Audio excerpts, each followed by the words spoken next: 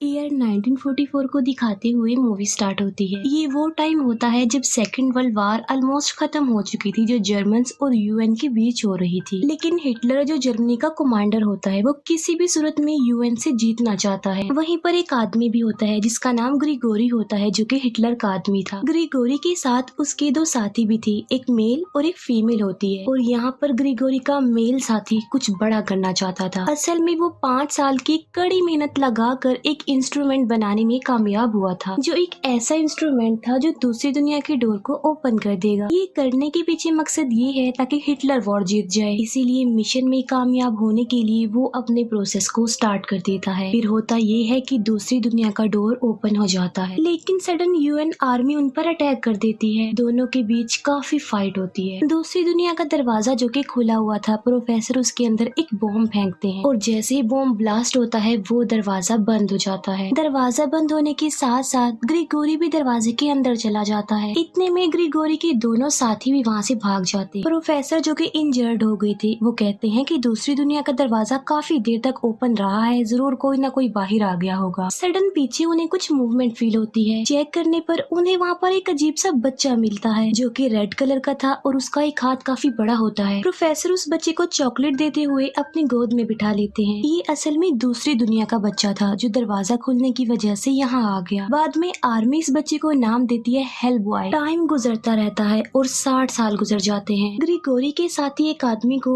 एक हॉली प्लेस पर लेकर जाते हैं और उसे वहाँ पर ले जाकर मार दिया जाता है। उस आदमी का खून बहता हुआ एक जगह जाकर जमा हो जाता है और ग्रिगोरी, जो कि दूसरी दुनिया में कहीं पर गायब हो गया था, दोबारा वापस हमारी दुनिया में आ जाता है। प्रोफेसर को दिखाया जाता है जो कि काफी बूढ़े हो गए थे और बीमार भी थे, और डॉक्टर्स का कहना था कि आपकी जिंदगी सिर्फ 2 माह है, उसके बाद आप मर जाएंगे। असल में डॉक्टर्स प्रोफेसर को हॉस्पिटल में रखना चाहते थे, लेकिन प्रोफेसर कहते हैं कि मैं घर ही रहना चाहता हूँ क्योंकि मेरे बेटे को मेरी जरूरत है। इसीलिए प्रोफेसर दोबारा वापस अपने रिसर्च सेंटर में ही आ जाते हैं। फिर प्रोफेसर अपने फेवरेट एजेंट का ट्रांसफर करवाकर उसे अपने पास ही बुलवा लेते हैं। प्रोफेसर एजेंट को सबसे पहले एक ओरेकल से मिलवाते हैं। ओरेकल यानी फ्यूचर बताने वाला, दिमाग पढ़ने वाला, किताबें पढ़ने वाला। प्रोफेसर बताते हैं कि ये हमें एक सीक्रेट बेसमेंट से मिला था और इसमें ये एबिलिटी पाई जाती है कि ये एट अ टाइम 4 बुक्स पढ़ सकता है। फिर वो लोग आगे बढ़ते हैं। वहाँ पर एक सीनियर एजेंट आते हैं। प्रोफेसर कहते हैं कि इसे अपने साथ आगे ले जाओ। वो लोग एक रूम में जाते हैं जहाँ पर हेल बॉय भी होता। हेल बॉय अब बड़ा हो गया था, लेकिन 60 साल गुजरने के बाद भी वो स्ट्रॉन्ग और यंग ही लग रहा था। एजेंट उसे देखकर हैरान रह जाता है। हेल बॉय सीनियर एजेंट से पूछता है कि ये लड़का कौन है। सीनियर एजेंट कहते हैं कि ये तुम्हारा पार्टनर है। हेल बॉय कहता है कि जरूरत नहीं है मुझे किसी भी पार्टनर की। सीनियर एजेंट दूसरे एजेंट को स्लोली कहते हैं कि इसे वही चॉकलेट दो जो तुम्हें प्रोफेसर ने दी थी। चॉकलेट्स को देखकर हेल बॉय पूछता है कि क्या फादर आ गए हैं। सीनियर एजेंट जवाब देता है जी हाँ, वो तो आ चुके हैं। अचानक वहाँ पर एक अलार्म बजने लगता है जो कि खतरे का अलार्म था। वो सब मिलकर एक ऐसी जगह पर पहुँचते हैं जहाँ पर कोई इंसिडेंट हुआ था। वो जगह होती है एक म्यूजियम, जहाँ पर कोई क्रिएचर आ गया था जिसने काफी लोगों को मार डाला। ये सब लोग म्यूजियम में चले जाते हैं। वो ओरेकल अपनी पावर को यूज करते हुए हेल बॉय को बताता है कि वो अंदर ही है। हेल बॉय सबको कहता है कि आप लोग बाहर ही वेट करें और खुद वो अंदर चला जाता है। अंदर एक स्ट्रेंज सा क्रिएचर होता है और देखते ही देखते हेल बॉय उसे मार डालता है। हेल बॉय जब वापिस आ रहा होता है तब ओरेकल उसे बताता है कि मैं इस क्रिएचर के बारे में जानता हूँ। असल में ये एक ऐसा क्रिएचर है जिसके पास ऐसी पावर्स हैं जो मरने के बाद दोबारा जिंदा हो जाता है। हेल बॉय सोचता है कि इस तरह से मैंने तो उसे मार दिया, लेकिन अभी तो वो जिंदा ही है। दोबारा से उन दोनों के बीच जबरदस्त फाइट होती है और हेल बॉय दोबारा से उसे मार डालता है। इसके बाद हेल बॉय वहाँ से चला जाता है। हेल बॉय के वहाँ से जाने के बाद उसकी पूरी टीम वहाँ पर आती है। वहाँ पर पड़ी हुई चीजों को टच करके ओरेकल को पता चलता है कि यहाँ पर ग्रिगोरी और उसके साथी आए थे जो कि गॉड्स ऑफ इविल यानी बुराई के गॉड्स को हमारी दुनिया में लाना चाहते हैं।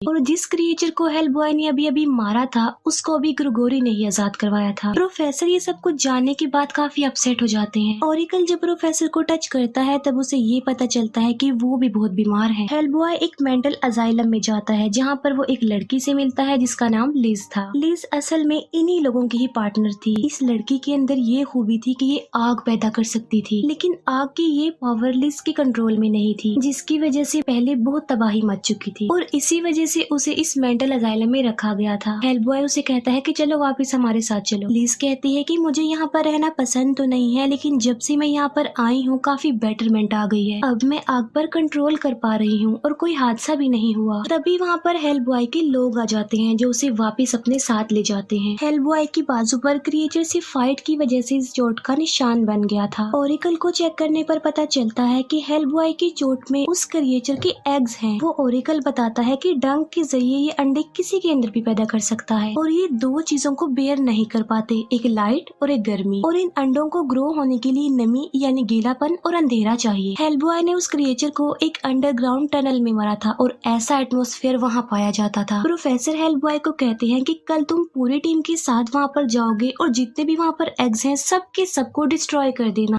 नेक्स्ट डे हेलबॉय ओरेकल कुछ एजेंट उसी लोकेशन पर जाते हैं। वहाँ पहुंचकर वो अंडों को तलाशने लग जाते हैं। ओरेकल पानी में जाता है और वो देखता है कि उस क्रिएचर ने वहाँ पर बहुत ज्यादा अंडे दिए हुए हैं और वो क्रिएचर वहीं पर होता है जो ओरेकल को मारने की कोशिश करता है, लेकिन वो बिल्कुल ठीक वक्त पर बाहर आ जाता है। बाहर भी एक क्रिएचर आ जाता है जो दो एजेंट्स को मार डालता है। तभी वहाँ पर हेलबॉय आ जाता है और हेलबॉय और उस क्रिएचर के बीच काफी फाइट होती है और हेलबॉय उसे मारने में कामयाब हो जाता है। लेकिन वहीं पर ग्रिगोरी का पावरफुल सोल्जर भी था जिस पर गोलियां भी नहीं असर कर रही थी, जो कि सीनियर एजेंट को बुरी तरह से इंजर्ड कर देता है। जब हेलबॉय वहाँ पर आता है तो वो सोल्जर ऐसी एक्टिंग करता है कि जैसे वो मर चुका हो और हेलबॉय भी कुछ ऐसा ही समझता है। हेलबॉय के अलावा सब इंजर्ड थे और अगर इन्होंने जल्द कुछ ना किया तो ये क्रिएचर पूरी दुनिया में फैल जाएंगे और तबाही मचा देंगे। जिस क्रिएचर को अभी अभी हेलबॉय ने मारा होता है उसके अंदर से दो लाइट्स निकलती हैं। इसका मतलब साफ था कि एक को मारने से दो पैदा हो जाएंगे। दूसरी तरफ प्रोफेसर लिज को उसी लोकेशन पर ले आते हैं जहाँ पर वो रहते थे। तभी वहाँ पर हेलबॉय आ जाता है जो लिज को देखकर काफी खुश हो जाता है क्योंकि वो लिज को लाइक करता था, लेकिन लिज से उसने अभी तक की बात शेयर नहीं की थी। दूसरी तरफ प्रोफेसर ग्रिगोरी के साथ ही डेड बॉडी को चेक कर रहे होते हैं जो कि ऐसे रिएक्ट करता है कि जैसे वो मर चुका हो। प्रोफेसर देखते हैं कि उसके अंदर जरा सा भी ब्लड नहीं होता। इसका मतलब साफ था कि वो कोई इंसान तो नहीं है। इसके बाद प्रोफेसर नीचे आ जाते हैं। हम देखते हैं कि ग्रिगोरी का वही साथी उठ गया है जो कि अपने कपड़े पहनकर नीचे उस जगह पर आ जाता है जहाँ पर प्रोफेसर होते हैं। उसे देखकर प्रोफेसर समझ जाते हैं कि उनके लिए ये की गई एक साजिश है। प्रोफेसर कहते हैं कि मैंने पपेट यानी कठपुतली को तो देख लिया है, लेकिन इसके पीछे किसका हाथ है, इसका मालिक, इसका चलाने वाला कौन है, कहाँ है। और तभी हम ग्रिगोरी को वहाँ पर बैठा हुआ देखते हैं। वो प्रोफेसर को कहता है कि very good professor, very good. Grigori professor को कहता है कि अगर 60 साल पहले आपने हेलबॉय को मार दिया होता तो आज ये नौबत ना आती। वो कहता है कि मैं आपको फ्यूचर की एक ग्लिम्स दिखाता हूँ और वो प्रोफेसर के फोरहेड पर टच करता है जिससे प्रोफेसर को विजन्स आने लगते हैं, जिसमें वो देखते हैं कि हेलबॉय के दोनों सिंग अब काफी बड़े हो चुके हैं और सारी दुनिया जल रही है, चारों तरफ आग लगी हुई है और ग्रिगोरी का वही सोल्जर उन्हें मार डालता है। हेलबॉय को जब इस बात का पता चलता है तब वो वापिस आ जाता है और अपने फादर को मरा हुआ देखकर वो काफी दुखी हो जाता है क्योंकि इस दुनिया में उसके फादर प्रोफेसर के अलावा उसका कोई भी नहीं था। प्रोफेसर की डेड बॉडी के पास एक नोट भी पड़ा हुआ मिलता है जिस पर किसी जगह का नाम मेंशन था।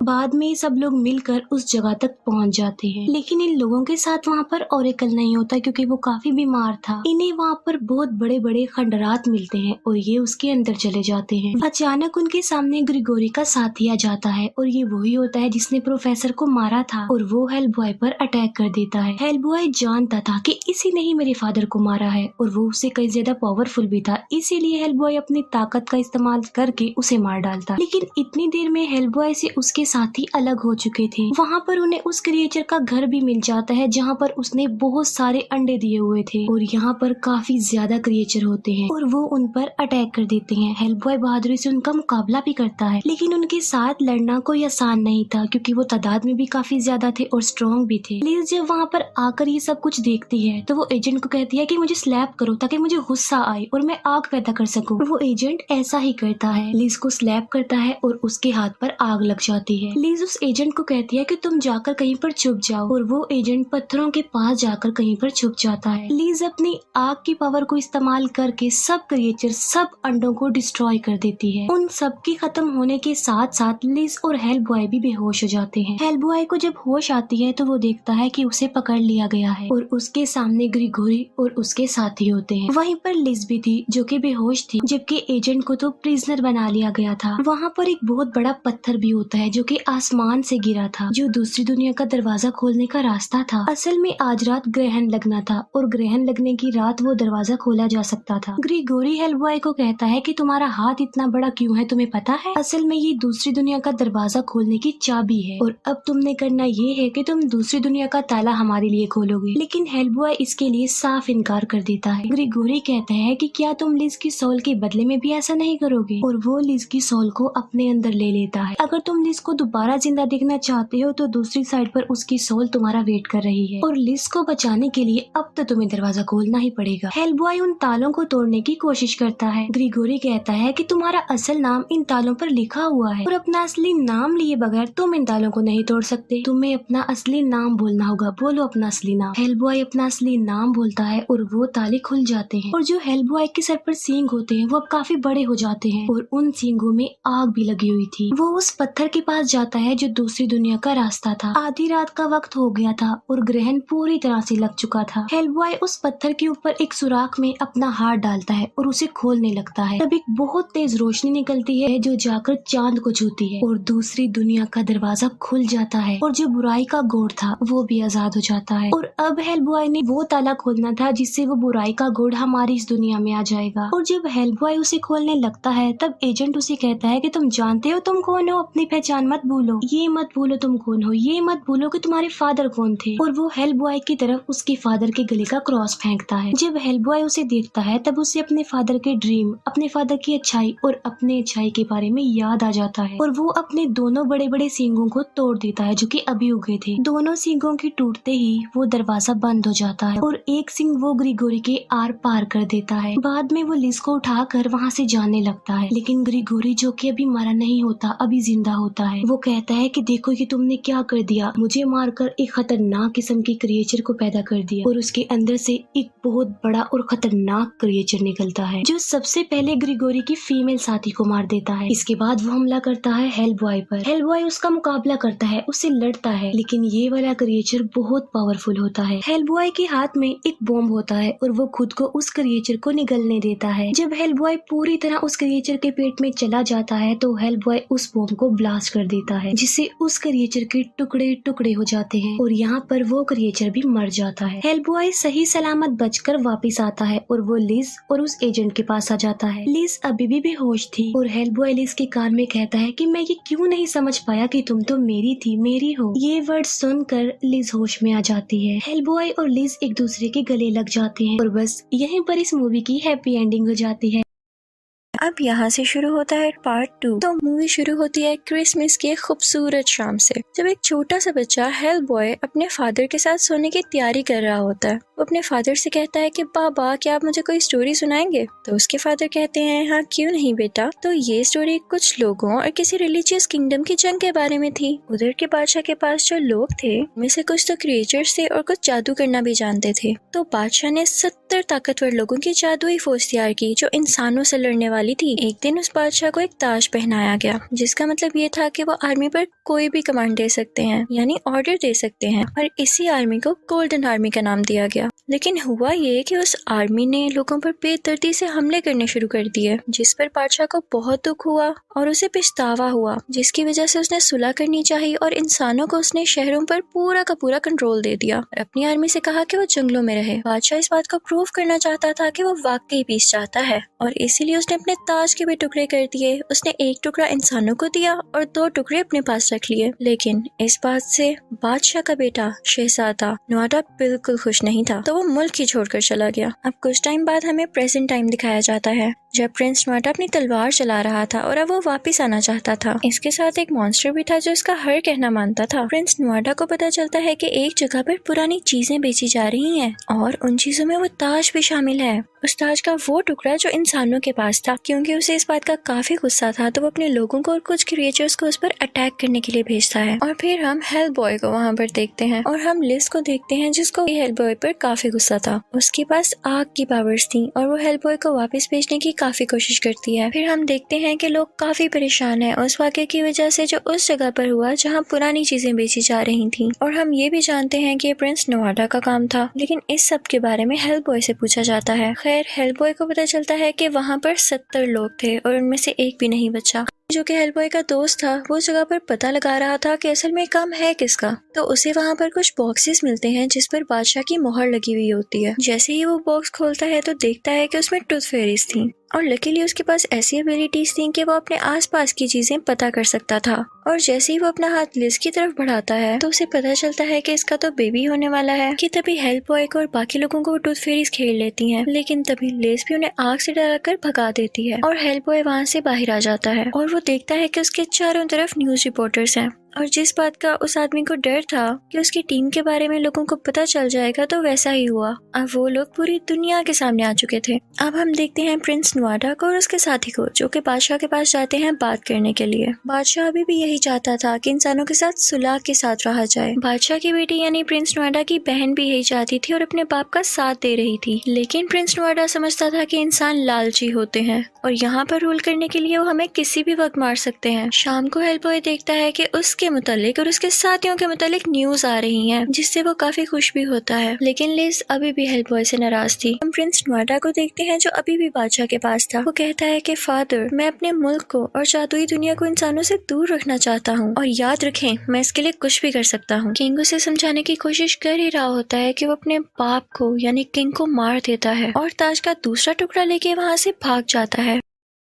अब बादशाह की बेटी यानी प्रिंस नुआडा की बहन काफी डिस्ट्रेस होती है यानी परेशान होती है और ताज का तीसरा टुकड़ा उठा के अपने भाई से छुप के वहाँ से भाग जाती है। अब हम देखते हैं कि इन लोगों को काफी इंतजार था कि हमारी टीम में नया एजेंट कब आए। ये सब हेल्प बॉय के खिलाफ काम करना चाहते थे और जब वो नया एजेंट आता है तो दिखने में काफी अजीब होता है। वो आते ही टूथ फेरीज को देखता है और कोई एनर्जेटिक चीज इंसर्ट करता है जिससे वो जिंदा हो सके और वो उनसे कुछ इन्फॉर्मेशन कलेक्ट कर सके। अब टूथ फेरी जिंदा हो जाती है और वो जो बात कर रही थी वो इनकी समझ से बाहर थी, तो वो इसको साथ साथ ट्रांसलेट करता रहता है। उसे पता चलता है कि टूथ फेरीज वहाँ से आई हैं जहाँ बहुत सारी जादुई क्रिएचर्स रहती हैं। वो लोग सोचते हैं कि शायद ये जगह किसी ब्रिज के नीचे है। अब नया एजेंट अपनी टीम को वहाँ पर लेकर जाता है, तभी उन्हें एक क्रिएचर मिलती है जो उन्हें सीधा उस जगह तक ले जाती है जहाँ पर जादुई लोग रहते थे। अब वहाँ पर हेल्प बॉय भी आ जाता है और वो ये देखकर काफी खुश होता है कि उसे वहाँ पर अजीब नहीं लग रहा था, यानी वो इन क्रिएचर्स में ऐसे चल रहा था जैसे उन्हीं का साथी हो। वहाँ टीम के एक आदमी को कोई नजर आता है जिसने ऐसे कपड़े पहन रखे थे जिससे पता चल रहा था कि इसका बादशाह से कोई ना कोई ताल्लुक जरूर है। तो आदमी सोचता है कि क्यों ना मैं खुद अंदर जाऊं और पता लगाऊं कि ये है कौन। तो उसे पता चलता है कि तो बादशाह की बेटी है यानी प्रिंस नुआडा की बहन। वो यहाँ पर अपने फादर की छुपाई हुई कोई चीज लेने आई थी। वो आदमी मुसलसल उसका पीछा करता है और अचानक वो भी उसके सामने आ जाती है। यहाँ हमें पता चलता है कि इन दोनों की एबिलिटीज सेम थी। वो दोनों एक दूसरे के हाथ के इशारे से ही एक दूसरे के बारे में बहुत कुछ जान पा रहे थे। तभी हम देखते हैं कि प्रिंस नुआडा का खास आदमी वहाँ पर आता है और शहजादी यानी प्रिंस नुआडा की बहन पर अटैक कर देता है और तभी हेल्प बॉय आता है और उस पर उल्टा अटैक कर देता है और उसको हरा देता है। शहजादी हेल्प बॉय से काफी इम्प्रेस होती है, तो वो उसे बताती है कि मेरे पास किंग के ताज का आखिरी टुकड़ा है और उसने वो सिलेंडर भी हासिल कर लिया है जिसमें उस गोल्डन आर्मी तक जाने के लिए जो रास्ता यूज होगा उसका मैप भी है। अब जो नया एजेंट आया था वो नहीं चाहता था कि शहजादी उनकी टीम में आए और हेल्प बॉय को ये बात काफी अजीब लगती है और वो नया एजेंट भी। अब हम देखते हैं कि प्रिंस नुआडा को काफी गुस्सा था क्योंकि हेल्प बॉय ने उसके खास आदमी को जो मार दिया था। तो वो एक बीज निकालता है जो कि देखते देखते एक क्रिएचर में बदल जाता है जिसके बहुत सारे टेंटिकल्स थे। हेल्प बॉय और वो लड़ने लगते हैं। वहाँ पर इंसानों का एक बच्चा भी होता है और हेल्प बॉय उसे वहाँ से बचा लेता है, लेकिन लोग उसी को बुरा भला कहते हैं। वो ये सोच ही रहा होता है कि ऐसा आखिर क्यों है कि तभी लिज वहाँ पर आ जाती है। हेल्प बॉय काफी सैड होता है तो वो उससे कहता है कि सॉरी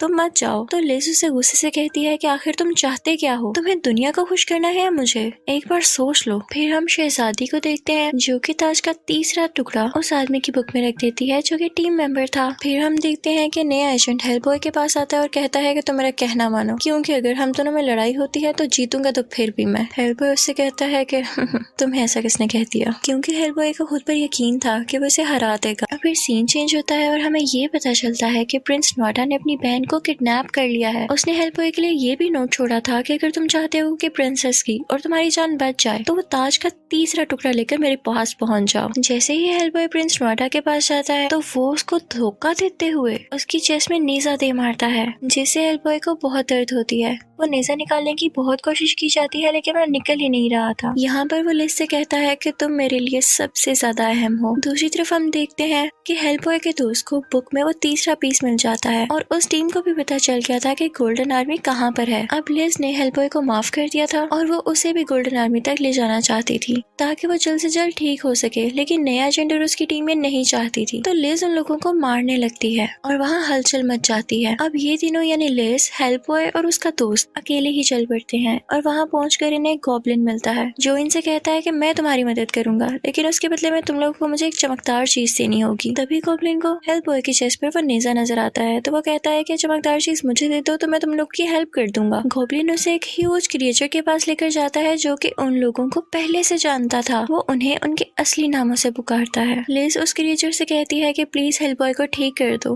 तो वो क्रिएचर कहती है कि अगर ये जिंदा रहा तो जमीन में बहुत फसाद होंगे, लेकिन लिज कहती है कि प्लीज इसे ठीक कर दो ना, इसे जीने दो। उस क्रिएचर को एंजल ऑफ डेथ भी कहा जाता था। खैर वो एंजल लिज के कहने पर नेजा हेल्पबॉय की चेस्ट से निकाल देता है और फिर लिज से कहता है कि तुम्हें इसे जीने की कोई वजह देनी होगी। तो लिज हेल्पबॉय के सामने झुक जाती है और उससे कहती है कि तुम फादर बनने वाले हो और हेल्पबॉय ये सुनकर ठीक होने लगता है।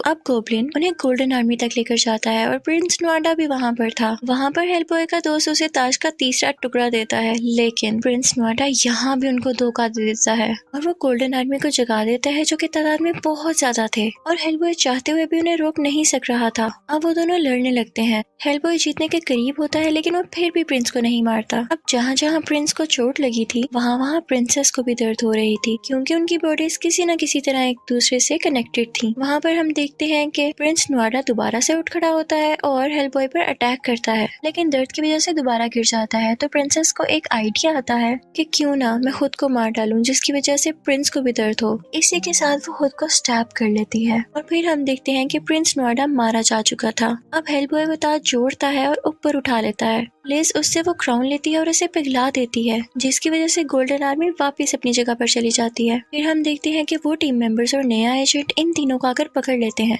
और यही तीनों यानी लिज, हेल्पबॉय और हेल्पबॉय का दोस्त इस टीम को छोड़ने का बाकायदा ऐलान करते हैं, यानी इस टीम को हमेशा के लिए छोड़ देते हैं। फिर हम देखते हैं कि हेल्पबॉय लिज के साथ एक ऐसी जगह पर रहना चाहता था जहाँ पर वो अपने बेबी को पाल सके, लेकिन लिज उसे टोकती है कि बेबी नहीं बेबीज, और इसी के साथ वो अपनी 2 उंगलियां उठाती है जिससे पता चलता है कि उनके 2 बेबीज होने वाले थे। यहाँ पर हेल्पबॉय बहुत खुश होता है। इसी के साथ ये मूवी हैप्पीली एंड हो जाती है। Thank you for watching.